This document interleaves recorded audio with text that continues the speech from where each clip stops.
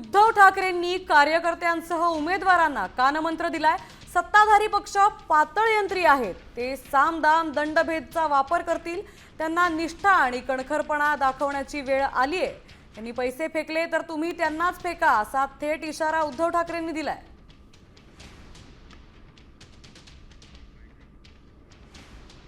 लोकही पातळ यंत्री आहेत, ज्याला सामदाम दंडभेद म्हणतो, हे सगळे इकडे वापरण्याचा प्रयत्न होईल। आणि त्यावेळेला निष्ठा म्हणजे काय असते आणि कणखरपणा म्हणजे काय असतो हे आपण त्यांना आता दाखवून देण्याची गरज आलेली आहे। त्यांनी जर का पैसे फेकण्याचा प्रयत्न केला तर तुम्ही सगळे मिळून त्यांना फेकल्याशिवाय राहणार नाही, हा मला आत्मविश्वास। बस फक्त कुठे गाफील राहू नका।